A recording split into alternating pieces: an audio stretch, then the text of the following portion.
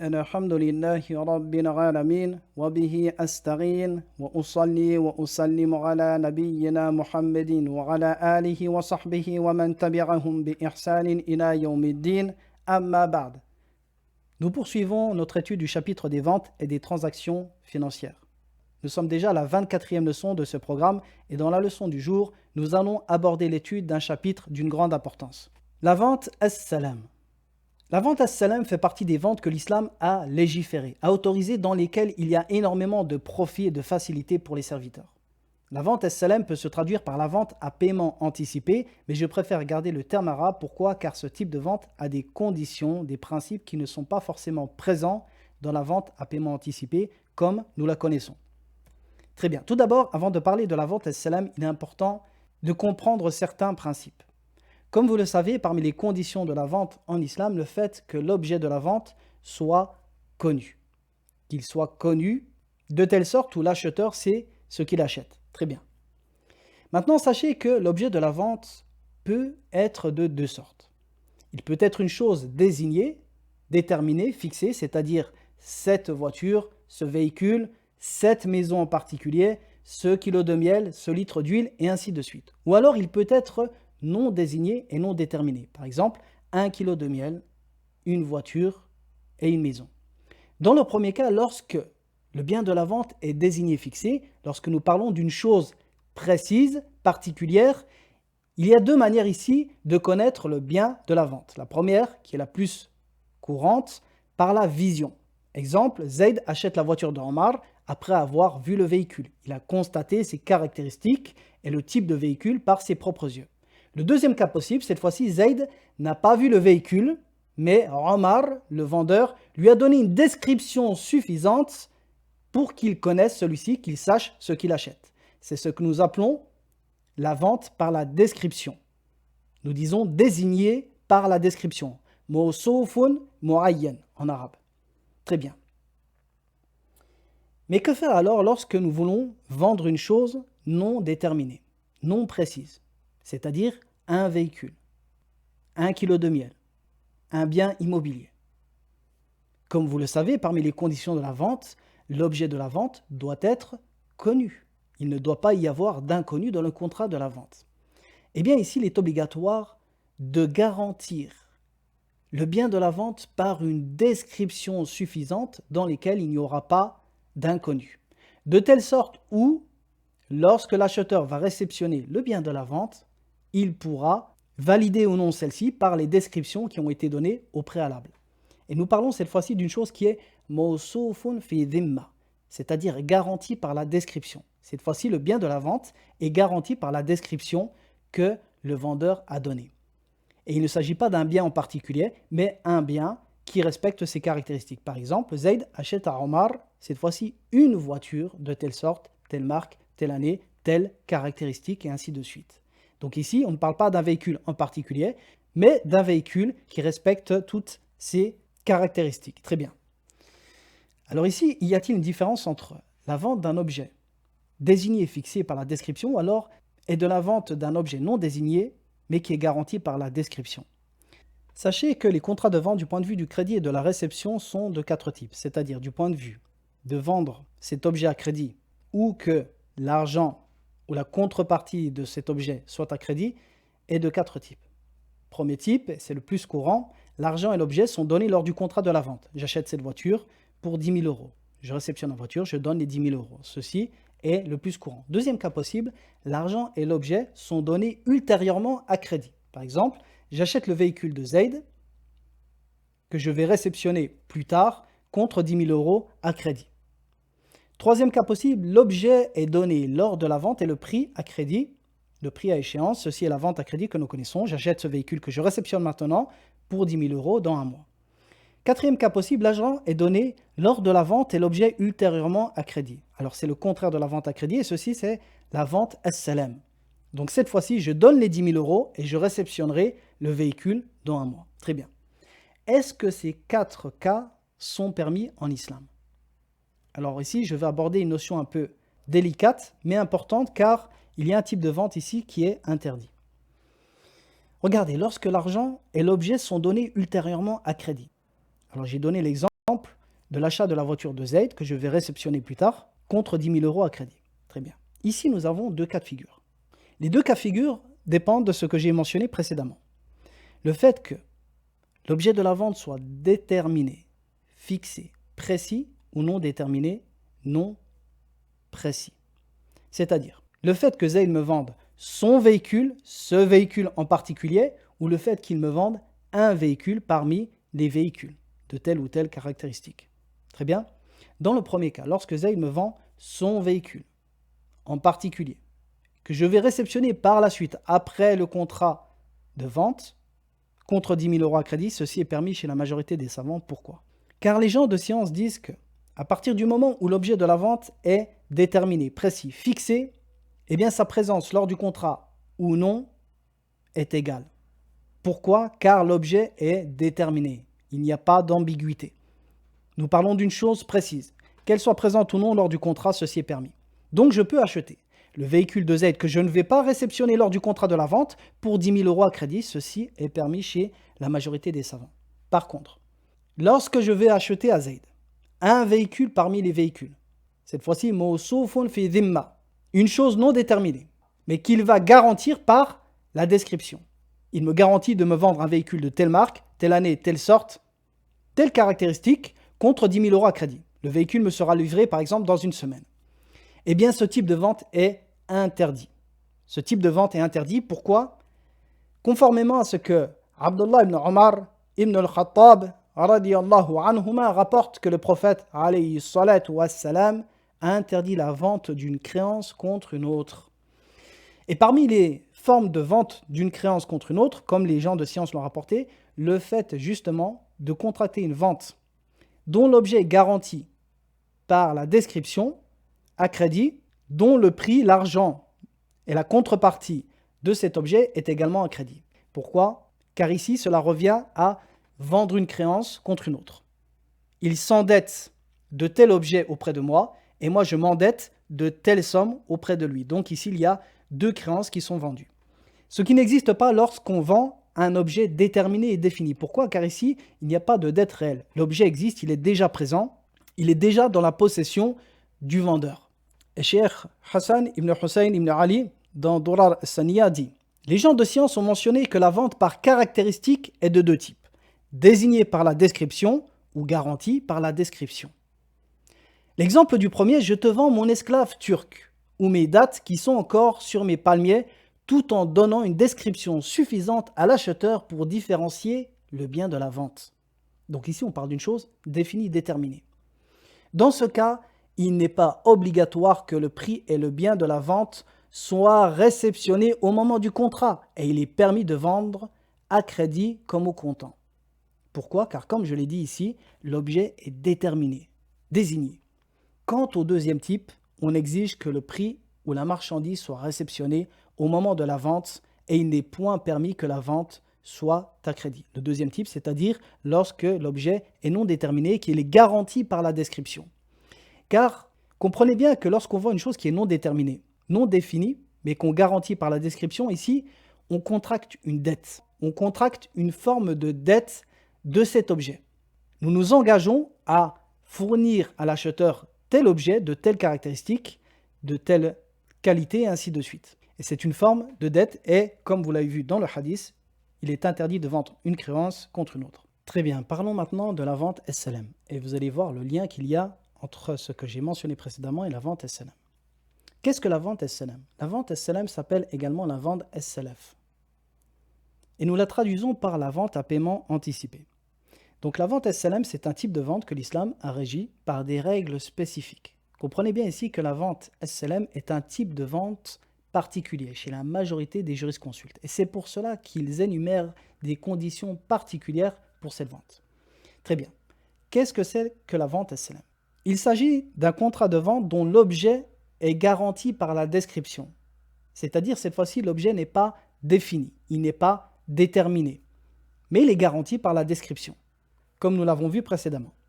Il est garanti par la description et le vendeur s'engage à le livrer différemment et dont le prix est entièrement versé lors du contrat. Donc ici, regardez.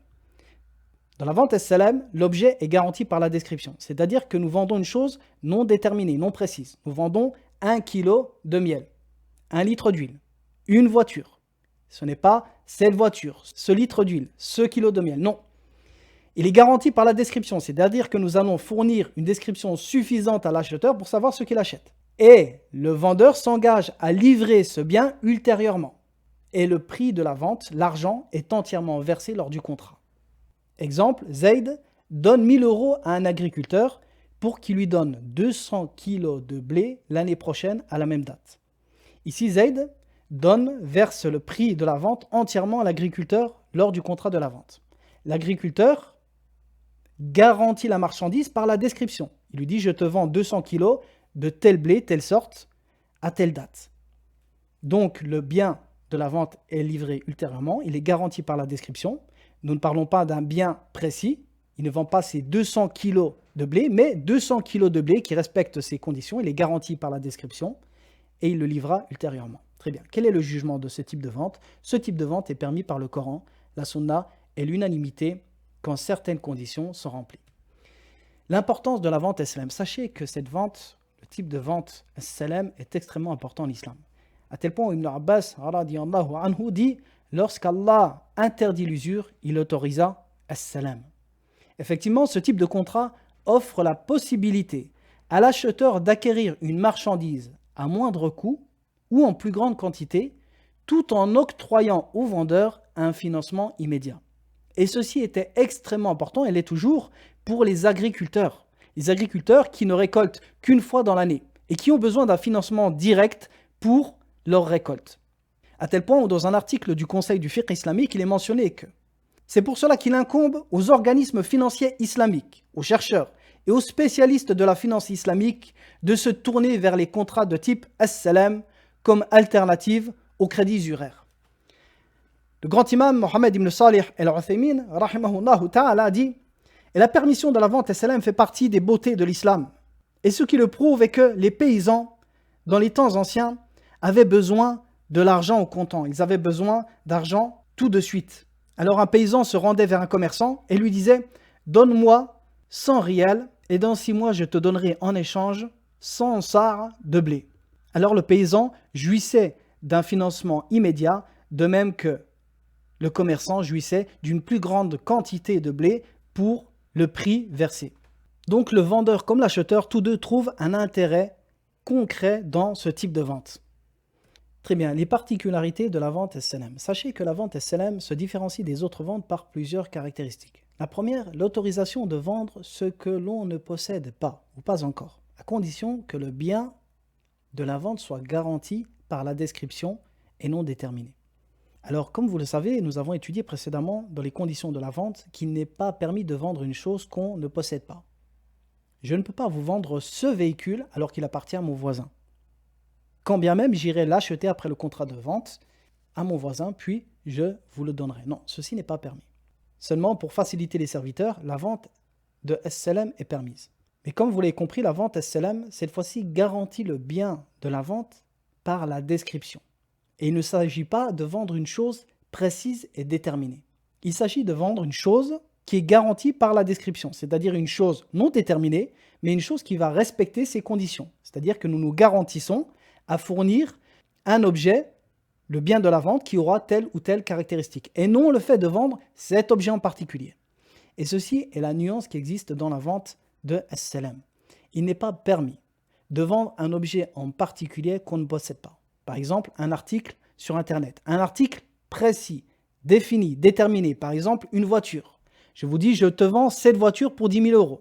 Et cette voiture est sur un site, et je vais ensuite l'acheter à 9 000 € et la revendre 10 000 €. Ceci n'est pas permis. Par contre, la vente SLM permet cela quand l'objet de la vente est non déterminé, non désigné. Il n'est pas défini. Seulement, je m'engage à livrer à l'acheteur un objet que je garantis par la description. C'est-à-dire, je te vendrai une voiture, un véhicule de telle marque, telle année, telle caractéristique, qui respectera toutes ces caractéristiques. Ce qui veut dire que lorsque je vais acheter un véhicule qui respectera ces caractéristiques, si celui-ci périt, eh bien je reste toujours endetté d'un véhicule qui respecte ces caractéristiques. je devrais en acheter un deuxième qui respecte encore les mêmes caractéristiques et le livrer à l'acheteur. Et l'acheteur n'a que faire que le premier véhicule ait péri ou non. À partir du moment où je lui ramène un véhicule qui respecte ses caractéristiques, eh bien la vente est conclue, la vente est valide. Maintenant, regardez le premier cas. Si je vends ce véhicule en particulier, que je ne possède pas encore, je dis je te vends la voiture de mon voisin pour 10 000 euros. Je pars ensuite voir mon voisin et je l'achète pour 9 000 euros. Si ce véhicule périt à ce moment-là, eh bien le bien que l'acheteur m'a acheté à ce moment-là a péri. Et il y a un problème ici sur qui est garant pour ce véhicule.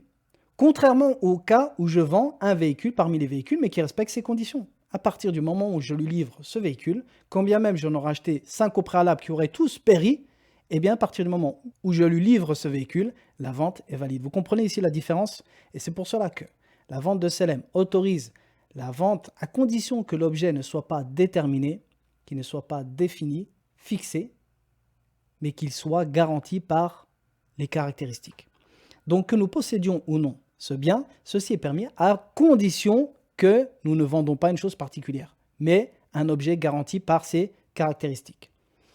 Très bien. Deuxième particularité de la vente as-salam, l'autorisation de vendre ce qui n'existe pas encore lors du contrat.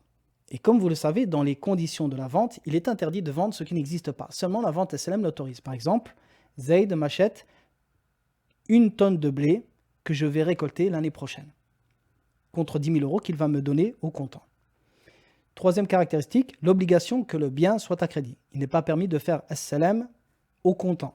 Par exemple, je vais voir Zayd et je lui dis, je t'achète un véhicule de tel type, telle caractéristique. Au comptant, je lui donne les 10 000 euros et lui va directement l'acheter à une tierce personne dans la salle, puis me le donne. Ceci n'est pas permis. Quatrième caractéristique, la garantie de la vente n'est pas liée à un bien en particulier, mais à n'importe quel bien qui respecterait les caractéristiques décrites au moment de la vente. Et ceci est important, c'est ce que j'ai mentionné précédemment. C'est-à-dire que la garantie de l'objet de la vente ici n'est pas liée à un objet défini, un objet précis. Car, comme je l'ai dit ici, il est garanti par sa description. La garantie ici est liée à quoi? Aux caractéristiques d'un produit. Peu importe le produit, à partir du moment où il respecte ses caractéristiques, eh bien la vente est valide. C'est-à-dire que si l'objet venait à périr entre le moment où je l'achète et le moment où je le livre à l'acheteur, eh bien la garantie est toujours rattachée à un autre produit qui possède les mêmes caractéristiques. C'est-à-dire qu'il m'incombe de racheter un autre produit qui a ces mêmes caractéristiques. Contrairement au cas où je vendrais un bien déterminé, comme ce produit, ce véhicule, et que celui-ci périrait, eh bien la garantie est liée au véhicule et non à ses caractéristiques. Et dernièrement, l'interdiction que le prix de la vente soit à crédit. Il n'est pas permis dans la vente SLM que le prix de la vente, c'est-à-dire l'argent que nous allons verser, soit à crédit. L'entièreté de la somme de la vente doit être versée lors du contrat et nous allons en parler. Maintenant que nous avons parlé de SLM et que nous comprenons quel est ce type de vente, il est important de mentionner ses conditions. Sachez que la vente de SLM, au-delà des conditions de la vente normale, ou du moins de l'ensemble des conditions de la vente normale, a des conditions particulières. C'est ce que nous appelons les conditions de la vente de SLM. Ces conditions sont au nombre de 7. Alors, elles diffèrent selon les écoles juridiques, mais chez les Hanabila, elles sont au nombre de 7 qui sont. Premièrement, que les caractéristiques du bien de la vente soient quantifiables par des critères inchangeables et précis. Deuxièmement, que toutes les caractéristiques qui influent sur le prix du produit soient mentionnées. Troisièmement, que la livraison du bien de la vente soit différée au contrat de la vente. Quatrièmement, que le terme de la livraison ou de la réception du bien soit défini. Cinquièmement, que le bien de la vente existe probablement lors du terme. Sixièmement, que le bien soit garanti par la description et non déterminé par la description. Septièmement, que le prix de la vente soit entièrement versé lors du contrat. Alors nous allons expliquer ces conditions. Premièrement, la première condition, que les caractéristiques du bien de la vente soient quantifiables par des critères inchangeables et précis. Pourquoi? Car comme nous l'avons dit, l'objet de la vente doit toujours être connu. En l'occurrence ici, vous vendez une chose non déterminée, une chose non définie, dans le sens où vous ne vendez pas une chose précise, cet objet, cette voiture. Donc il est important ici que la chose soit connue par des critères qui ne changeront pas, de telle sorte où lorsque l'acheteur va réceptionner le bien de la vente, il n'y ait pas d'inconnu. Il réceptionne une chose dont les critères ne changeront pas. Et ici, il y a plusieurs façons de connaître ces critères ou de quantifier ces critères. Premièrement, par ce qui se pèse ou se mesure en volume. Par exemple, du blé, de l'huile, au litre, des dates au poids, le miel au poids et ainsi de suite. Donc ici, c'est des critères qui ne changent pas dans le temps. Ou alors ce qui est similaire et se compte. Par exemple, telle pièce de véhicule qui seront fabriquées de la même manière, de la même forme, la même taille et ainsi de suite. Et vous en commandez par exemple 1000 pièces. 1000 pièces qui ont toutes la même forme, elles sont similaires. Ou alors des œufs, ou ce qui se fabrique à l'identique, comme de la vaisselle et ainsi de suite. Alors sachez que ce qui se compte à la base, vous trouverez dans les livres de fiqh anciens que ceci n'est pas permis dans la vente de selem. Pourquoi? Car dans la majorité des cas, ces produits n'étaient pas identiques. Mais seulement avec les fabrications modernes, l'industrialisation moderne aujourd'hui, il est aisé de fournir tant de produits identiques. Ou alors ceux qui se fabriquent en respectant un modèle précis. Par exemple, on nous donne un modèle d'une pièce ou un vêtement et on nous dit « je t'en livrerai 1000 l'année prochaine ». Donc vous constatez ici le vêtement, vous vous basez sur ce modèle qui fera office de description pour la vente de selem. Ceci est permis chez beaucoup de savants. Et le bétail également, par exemple, le fait de garantir la vente de selem, par exemple, par 100 vaches, 100 moutons, et ainsi de suite. Ceci est permis dans le bétail, il y a des hadiths explicites dans cela. Donc, le premier critère, retenez-le, c'est le fait que cette chose peut être garantie par une description précise. Et ensuite, peu importe la façon de garantir cette description, que ce soit par le poids, par la description, par un modèle précis, et ainsi de suite, à partir du moment où il est possible de garantir cette description, eh bien ceci est permis. Très bien. Deuxième condition, que toutes les caractéristiques qui influent sur le prix du produit soient mentionnées, c'est-à-dire la qualité, son genre, son ancienneté. Eh bien tout ceci doit être mentionné afin qu'il n'y ait pas d'inconnu dans le contrat de vente. Son genre, par exemple, du miel de thym, sa qualité, miel de première qualité, son ancienneté, récolte de cette année ou de l'année prochaine, et ainsi de suite. Troisième condition, que la livraison du bien de la vente soit différée au contrat de la vente. Pourquoi? Car comme je l'ai dit, la vente de selem, l'objet doit forcément être livré ultérieurement. C'est un type de vente particulière et parmi ces conditions, le fait que l'objet de la vente soit à crédit. Il n'est donc pas permis de pratiquer cette vente au comptant. Un exemple de cette vente qui serait pratiquée au comptant, prend ces 100 € contre 1 kg de miel de telle qualité, telle sorte, de telle année. Le vendeur accepte et part racheter immédiatement le kilo à un autre vendeur pour lui donner immédiatement. Ceci n'est pas permis. Quatrième condition, que le terme de la livraison ou de la réception du bien soit défini. Alors, lorsque nous faisons une vente à crédit, parmi ces conditions, comme vous le savez, le fait de toujours définir le terme. Eh bien, il en est de même ici pour la vente de selem. Vous devez définir le terme de la réception, de la livraison du bien de la vente. Alors, mentionnez la date et le jour de la livraison ou de la réception. Par exemple, prends ces 1000 € contre 100 kg de date à Ajoua, livré le 10 mars de l'année prochaine. Cinquième condition, que le bien de la vente existe probablement lors du terme. Alors, ce qu'on entend par probablement, c'est-à-dire que il est fort probable qu'à cette date, à la date de livraison du bien de la vente, ce produit existe et soit présent dans le marché. Donc, il n'est pas permis de pratiquer le selem sur une marchandise qui ne se trouve pas ou pas facilement au moment du terme du contrat. Exemple, vendre des melons à selem à une date qui n'est pas la saison des melons. Ceci n'est pas permis. Pourquoi? Car il est peu probable que sur le marché on trouve des melons à cette date. Sixièmement, que le bien soit garanti par la description et non déterminé par la description. Alors comme je l'ai dit précédemment, lorsque nous vendons un objet, soit nous vendons cet objet particulier, soit nous vendons un objet. Dans les deux cas, il doit être connu. Et dans le deuxième cas, nous allons le garantir par la description. Eh bien, dans la vente de selem, il n'est pas permis de vendre un objet particulier, une chose particulière. Il est seulement permis de vendre quelque chose de mawsoufun fi dhimma, quelque chose que nous allons garantir par la description, et non une chose particulière, non un objet précis. Cet objet, ce kilo, cette tonne de blé, cette maison, et ainsi de suite. Ceci n'est pas permis dans la vente de selem. Dans la vente de selem, l'objet doit être seulement indéterminé, mais garanti par sa description. Donc, il n'est pas permis de vendre à selem un bien particulier et défini. Exemple, Zayd vend à selem la voiture de Omar à Yassir. Ceci n'est pas permis. Dernière condition, que le prix de la vente soit entièrement versé lors du contrat. Si le prix de la vente n'est pas versé lors du contrat, la vente de selem est caduque. Exemple, Zayd vend 1 kg de date à selem à Omar pour 100 € à crédit. Eh bien, cette vente est caduque. Et ceci revient à vendre une créance contre une autre. Et comme je l'ai mentionné précédemment, ceci est interdit.